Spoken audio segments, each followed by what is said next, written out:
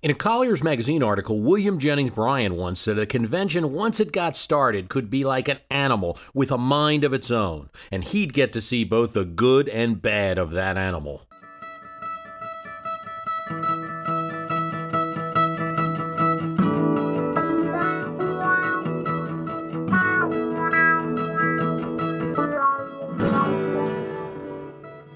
In 1896, he was a 36-year-old former congressman from Nebraska who had fought for low tariff and for silver coinage, the idea of more money being available to make credit easier for farmers and middle-class workers. He was a long shot in any year for the nomination of a major party for president of the United States. But it was an odd time, 1896. The economy was in depression. People were angry. The party was leaderless. And the president was disinvited to his own party's convention. Bryan had a silver tongue, and he used it. He took the platform to argue for a silver coinage plank and took aim at the money changers. "This is 1776 all over again," he told the crowd. "We are supported by the commercial interest." Wait, commercial interest? Yes, well, that's how you said small business in 1896 parlance, and they were okay even with Bill Bryan. "We are supported by the commercial interest, the laboring interest, the toilers everywhere. You shall not press down upon the brow of labor a crown of thorns. You will not crucify mankind upon a cross of gold." It worked like a charm. The delegates decided, what a great speech. Let's nominate this guy. The country will be swept away like we were. We never did sweep the country. McKinley won that election, but he excited the party enough to give him 3 tries at the presidency, his last in 1908. Well, that was then. It was a very different scene in Madison Square Garden, New York City in 1924. Bryan is a different man, no longer a young up-and-comer. He's 64.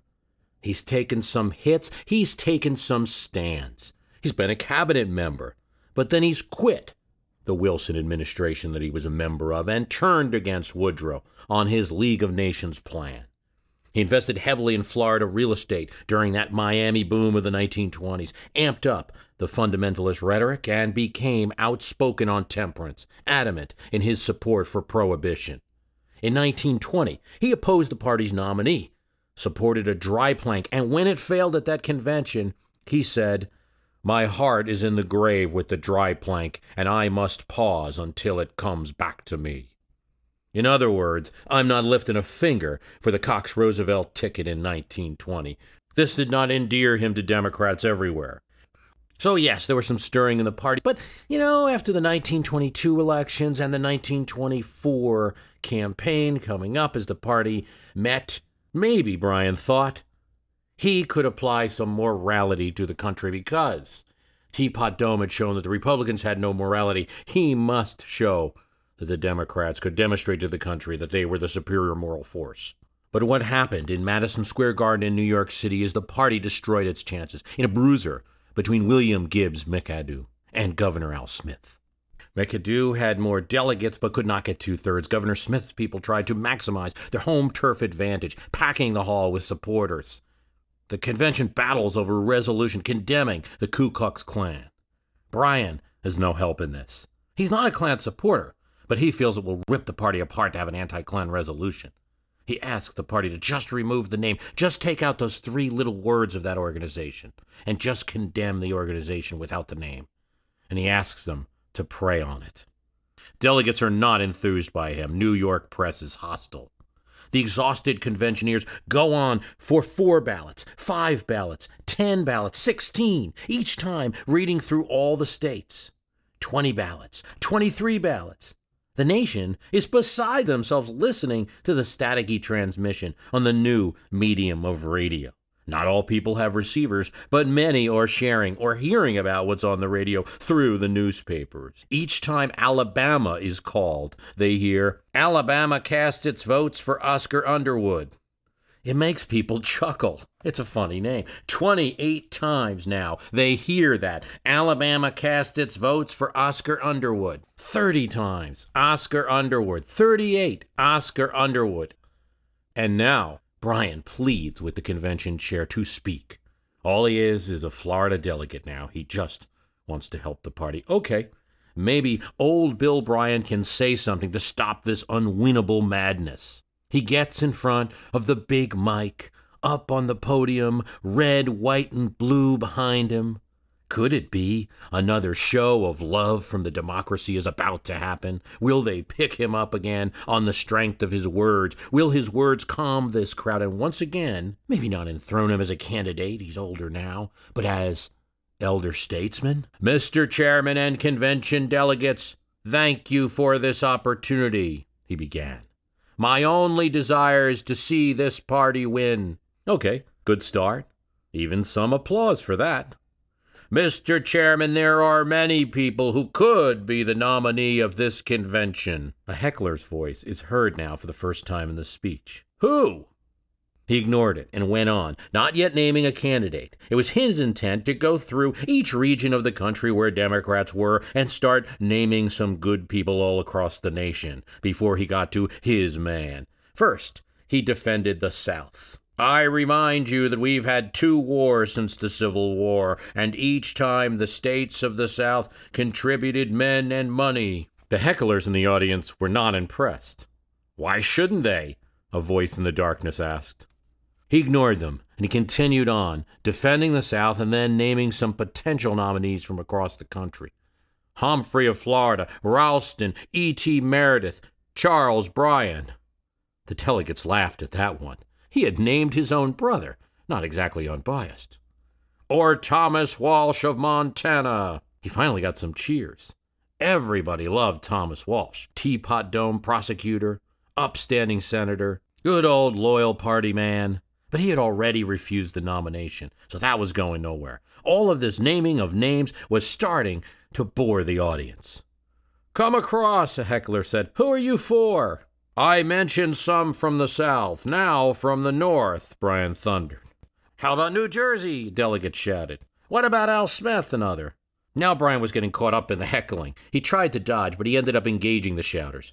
My friends, I could cross the United States and give you different men in different sections. If you have a preference, take your choice. What about Connecticut? One shouted. Now he was in a headlock with the audience. Engaging these hecklers may have been a bad move. They got more bold, tired, cranky, and although it was prohibition, it was likely that more than a few of them were drunk.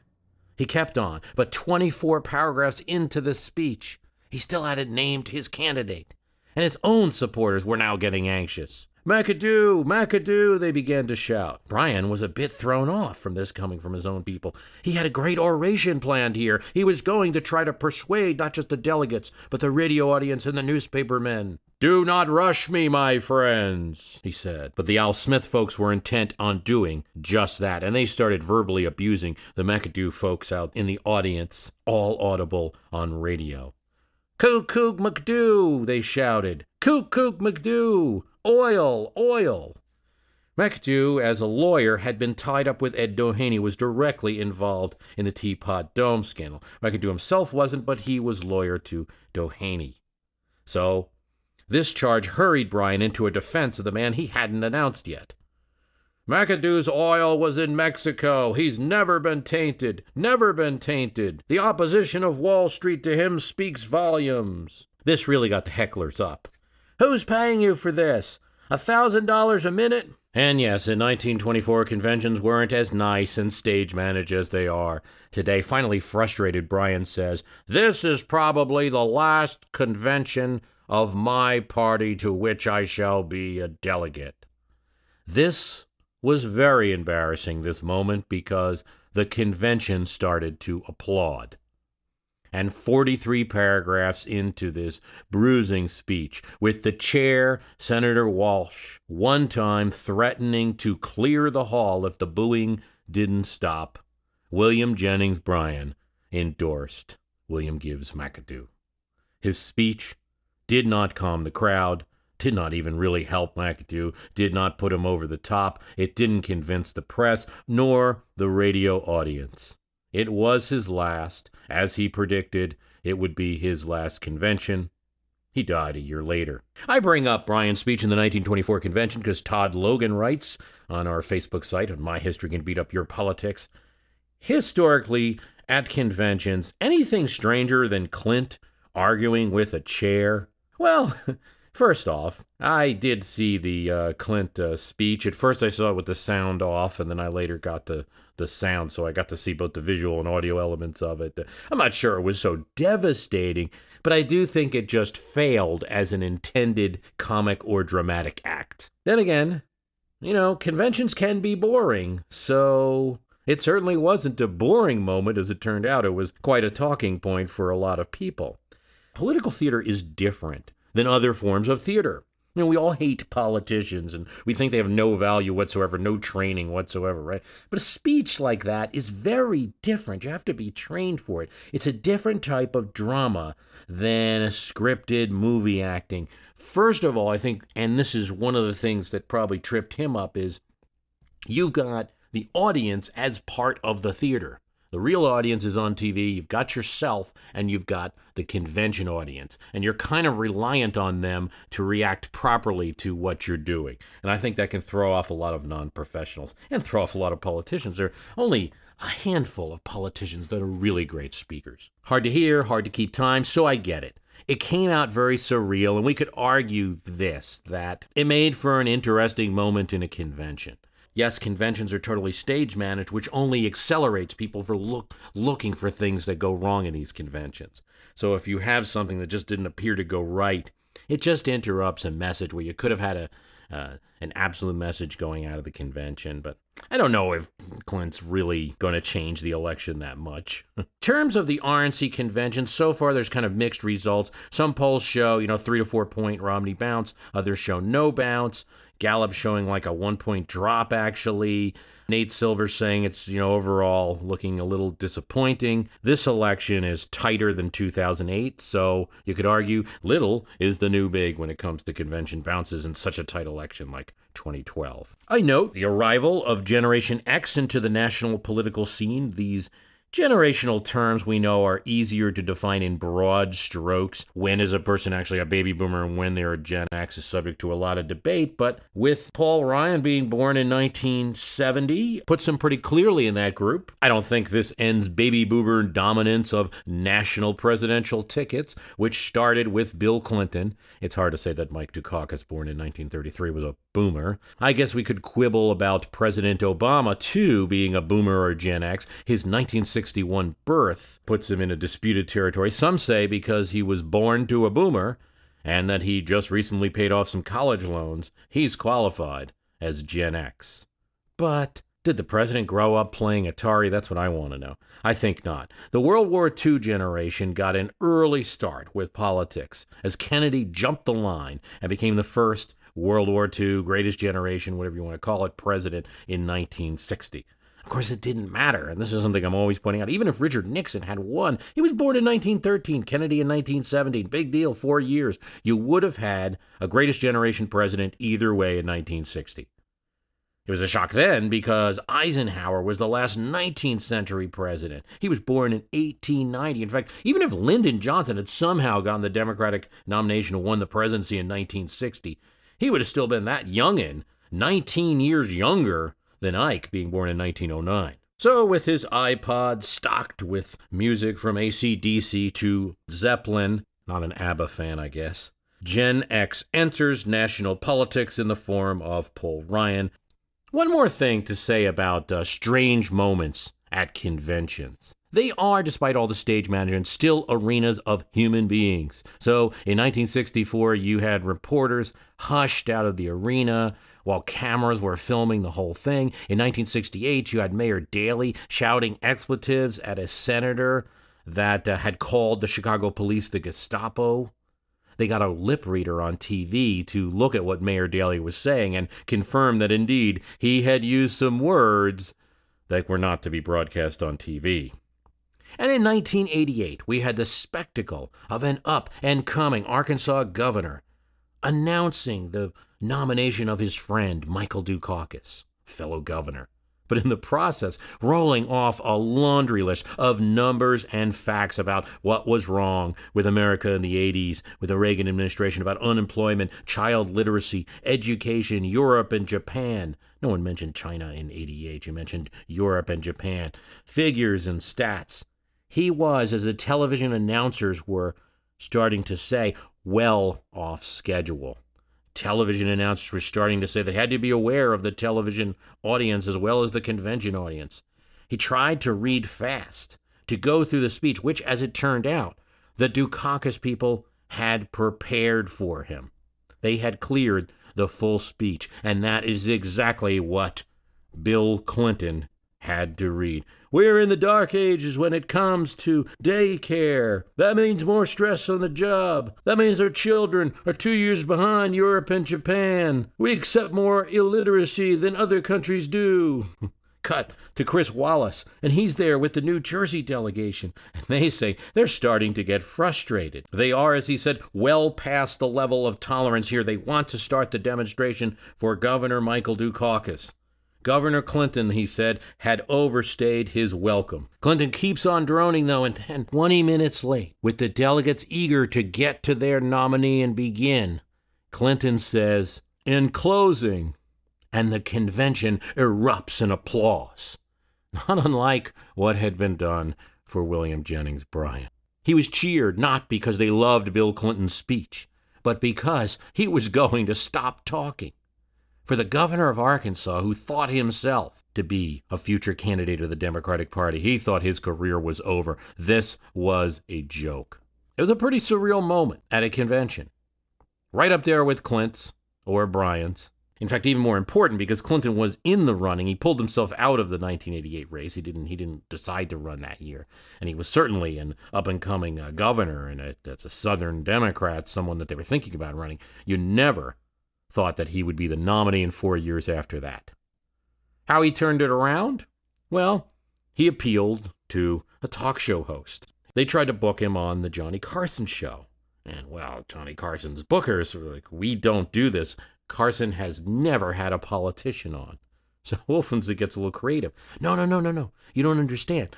Governor Clinton isn't going on as a politician.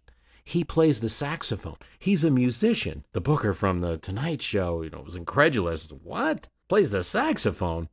Well, I'll run it by Johnny. Run it by Johnny Carson. Says, okay, we'll try it. And Clinton is on. As soon as Clinton walks out to see Johnny Carson and begins to speak, Carson puts an hourglass on the desk, and Clinton is able to make fun of himself. He plays the saxophone, and he's back a contender for his party's presidential nomination. That you could do in the era of talk shows. It might not have been available to Mr. Bryan. Okay, so I referenced Governor James Cox. He was the governor of Ohio in 1920 and the Democratic Party nominee earlier. Amber Bryan writes, has a governor of a state lost his home state? I ask because Mitt Romney was governor of Massachusetts, and he's not expected to win that state. Absolutely, it's happened. Governor James Cox was chosen in 1920. He was the governor of Ohio. He had played a decisive role in 1916, really securing his state for himself and for the Wilson ticket. He owned Cox newspapers in Ohio, and he was a wet. That means he was against prohibition law. But of course, as the law was already part of the Constitution, he pledged to enforce it. Wilson had helped him get the nod in 1920 over his own son-in-law, that fellow we know, William Gibbs McAdoo. Cox, they figured maybe he can win Ohio. He was crushed by what the New York Times said was the backwash of moral and physical exertion from the recent war, that being World War I. Harding, also from Ohio, and Normalcy got 60% of the national vote and won the state of Ohio by 10 points. Governor Cox then lost the election and his home state. Truman had a role in picking another candidate for the Democratic Party, Governor Adlai Stevenson of Illinois. He ran in 1952. Reluctantly, he took on General Eisenhower and was swamped in the nation and in his home state. 4 years later, he lost Illinois again, this time by even more, 19% loss. Just as New York Governor Thomas E. Dewey would not take his home state from Franklin Roosevelt in 1944. Al Smith also lost his home state of New York in the 1928 election by just 2%. The upstate voters really hurt him. He got the city vote. Two others I should note.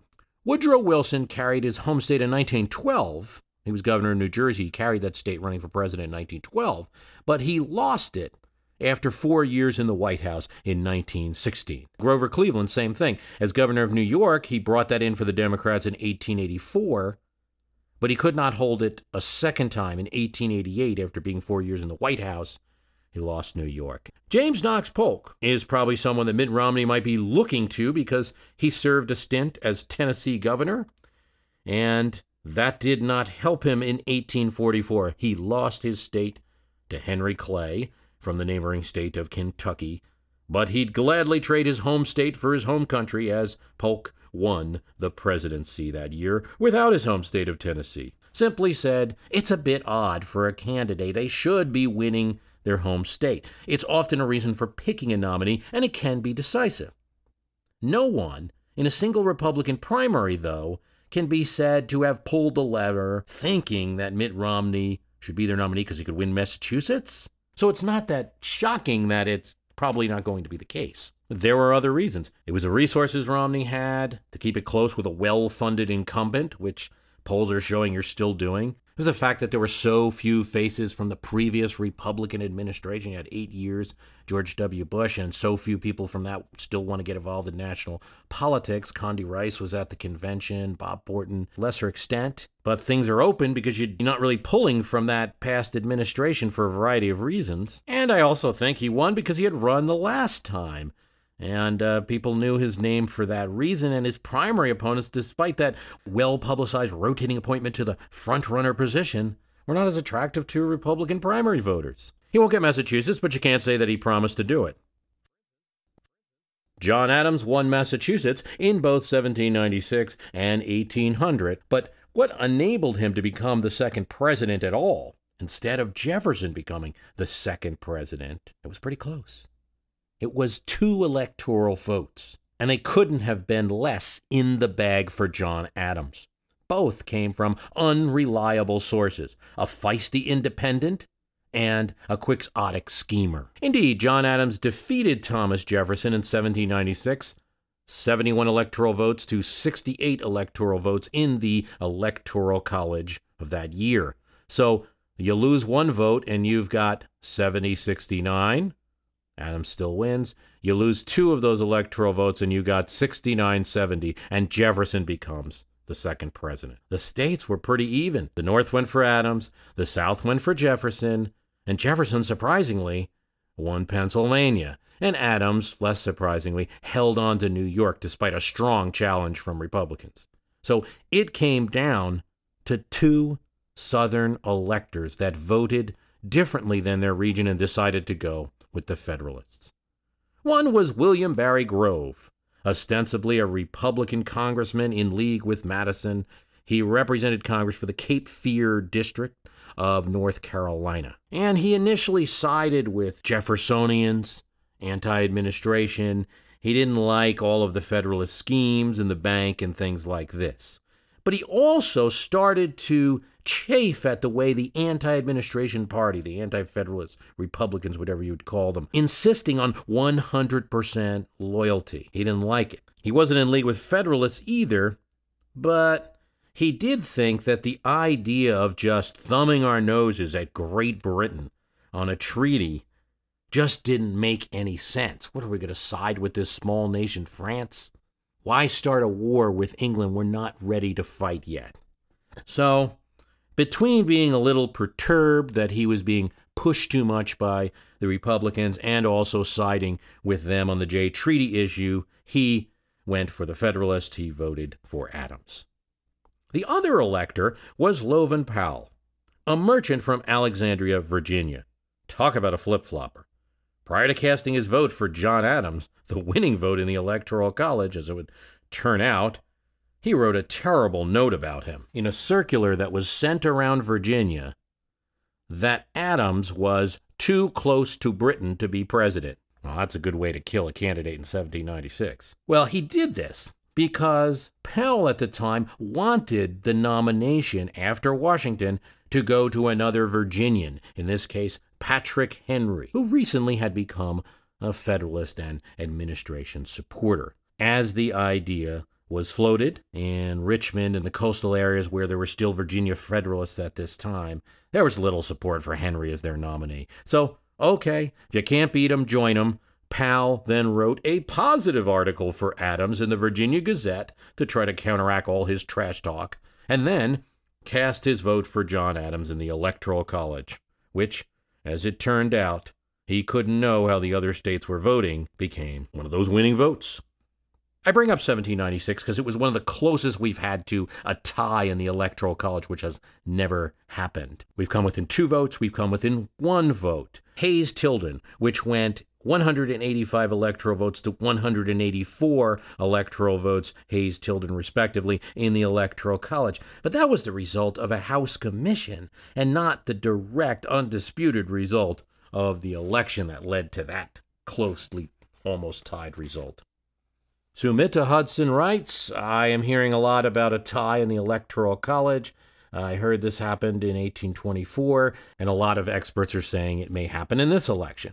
Okay, it's never really been close. What happened in 1824 is actually that you had several candidates. You had 4 candidates running, and so it went to the House of Representatives. And it wasn't a tie, it's just no one got a majority. It's never really been close. The Electoral College is a good way to guarantee that most of the time the winner is undisputed. Of course, Bush-Gore 2000, that was close, 271 to 266 after disputed Florida was certified for Bush. Jefferson-Adams rematch in 1800 after 1796 went 73 to 65. Jefferson and Burr, as it turned out, getting the equal votes, 73 and 65 for Adams. Wilson-Hughes in 1916 went 277 to 254.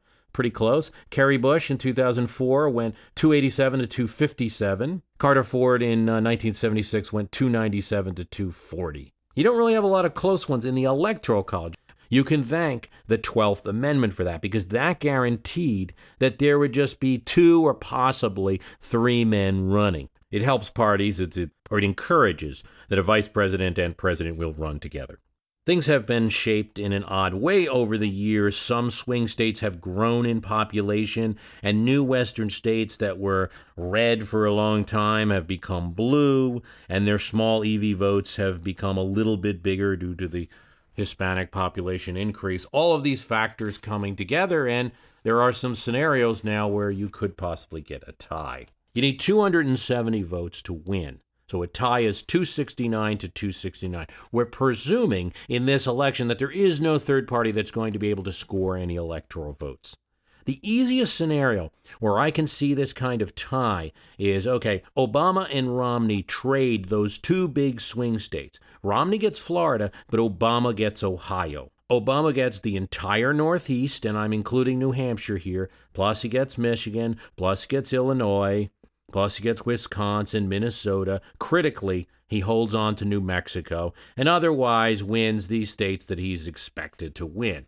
Romney wins Iowa, Virginia, Colorado, Nevada, Missouri, and Florida. Everything else, the red states that you expect. That's plausible. That brings you to 269, 269. A second scenario gives Romney Ohio, Florida, New Hampshire, and Nevada. Romney wins all those. Obama doesn't win any of these swing states we're talking about. He doesn't win Ohio, he doesn't win Florida, but instead he keeps his winnings from 2008, those states that he pulled into the Democratic column, Virginia, Colorado, and New Mexico again. Well, he loses the traditional swing states.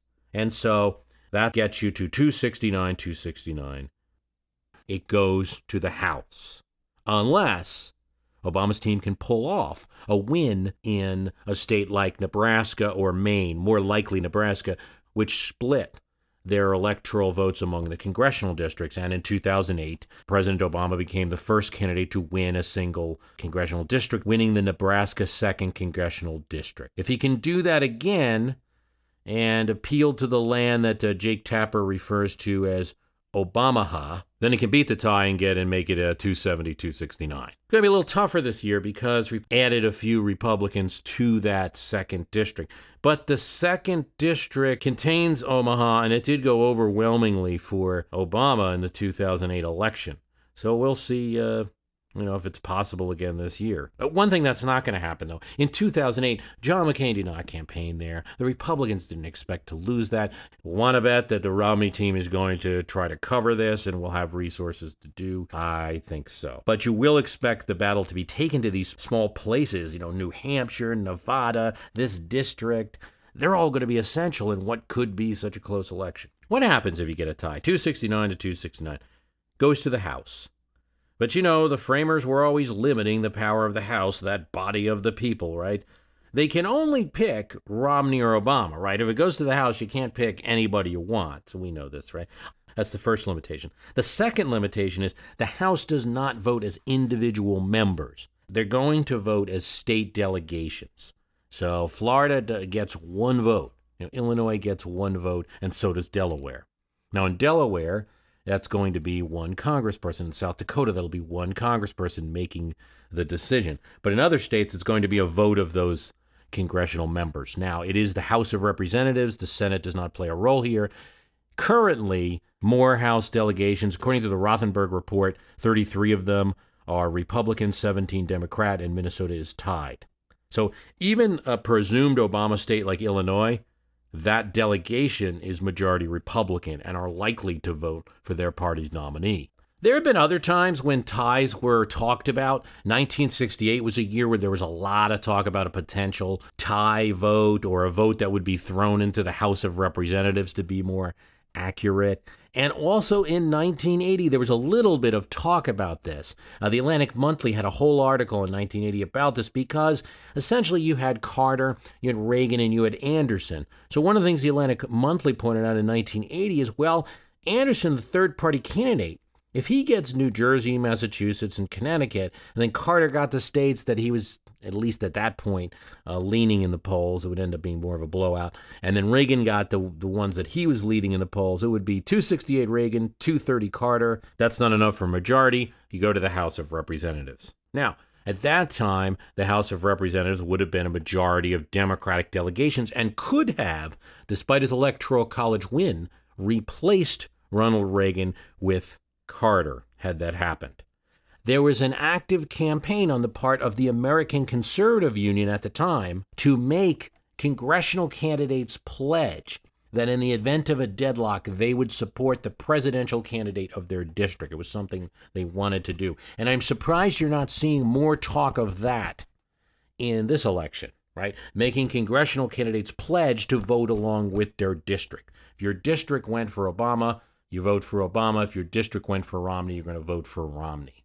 Why aren't they doing it? Well, polarized politics these days, and I think people are very aware that a Republican member of Congress, by and large, will vote for Romney if it goes to the House, no matter what their district does. Maybe if it's overwhelming, they'll think about it a little more. There'll probably be some pressures to do it. Other things to think about if you get really that close in the Electoral College is faithless electors.